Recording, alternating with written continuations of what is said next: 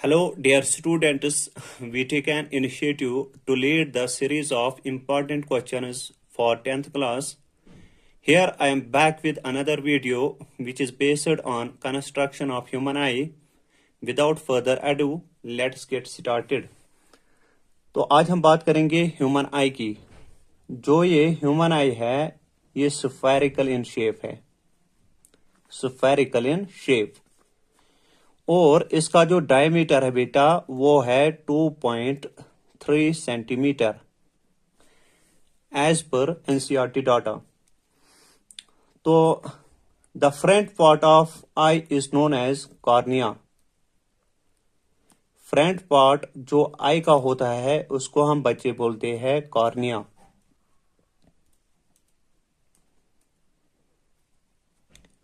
Cornea. और जो ये कॉर्निया होता है बेटा ये ट्रांसपेरेंट सबस्टेंस का बना होता है। ट्रांसपेरेंट इसलिए ताकि यहां से लाइट पास हो जाए। बाकी ये जो पार्ट बचा व्हाइट पार्ट, आई का जो व्हाइट पार्ट बचा इसको हम बोलते हैं बच्चे सेक्लेरा। इसको हम बोलते हैं बच्चा सेक्लेरा।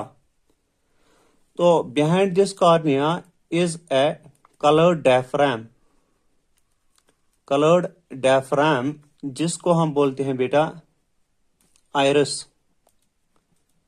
इसको हम बच्चे बोलते हैं आयरस। और डायफ्राम में एक छेद होता है, एक होल होता है, उसको हम बच्चा बोलते हैं प्यूपिल।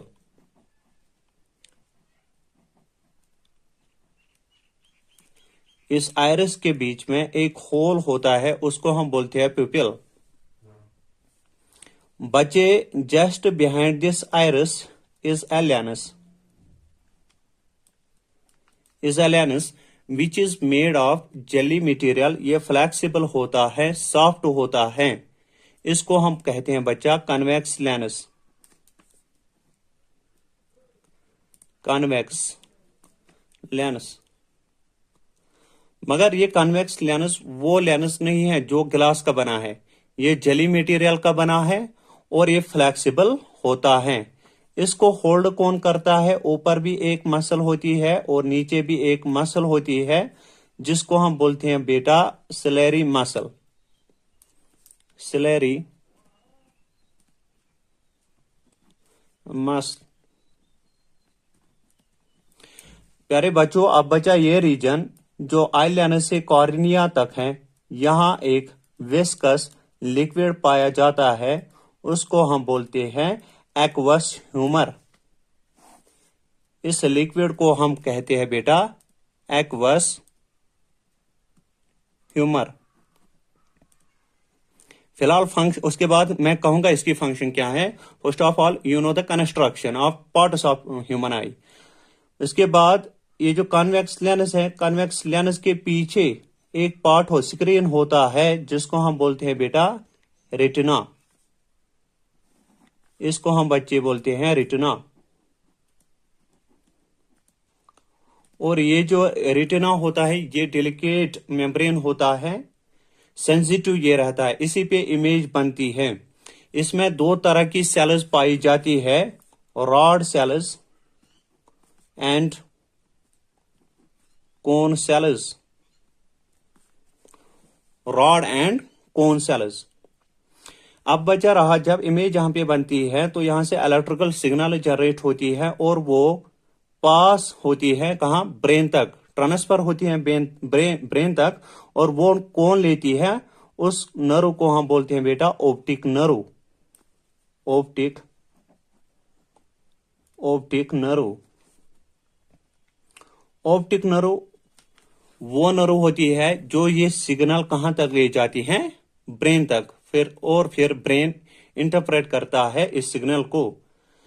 और वो रीजन, इस रेटिना का वो रीजन जहां से ऑप्टिक नर्व पास होती है उसको हम बेटा बोलते हैं ब्लाइंड स्पॉट। Blind spot. और ये जो ये ब्लाइंड स्पॉट होता है ये इनसेंसिटिव रहता है। तो प्यारे बच्चों, कुल मिला के ये पार्ट्स आपको याद रखने हैं। सबसे फ्रंट पार्ट जो आता है, फ्रंट पार्ट ऑफ आई, इसको हम बोलते हैं कॉर्निया। कॉर्निया के पीछे एक डायफ्राम कलर्ड होता है, कलर्ड डायफ्राम होता है, उसको हम बोलते हैं आइरिस। आइरिस के बीच में एक छेद होता है, उसको हम बोलते हैं प्यूपिल। और प्यूपिल के पीछे एक लेनस होता है, आई लेनस होता है, जो कन्वेक्स की शेप में होता है, और इसको हम सीधे कहते हैं कन्वेक्स लेंस ही। लेकिन ये बात आपको याद रखनी है, जो ये कन्वेक्स लेंस होता है ये फ्लेक्सिबल होता है, सॉफ्ट होता है और जेली मटेरियल का बना होता है। और ये जो ये कन्वेक्स लेंस है इसको होल्ड कौन करता है? ऊपर भी मसल और नीचे भी मसल, जिनको हम क्या कहते हैं? Ciliary muscle. और साथ ही साथ अब बचा ये रीजन कन्वेक्स लेंस से रेटिना तक, जो ये रीजन है, यहां भी एक लिक्विड पाया जाता है बेटा, उसको हम बोलते हैं विट्रस ह्यूमर। Vitreous humour. अब बचा ये जो स्क्रीन है जहां पे इमेज बनती है, उसको हम बोलते हैं रेटिना। रेटिना में दो तरह के सेल्स पाए जाते हैं।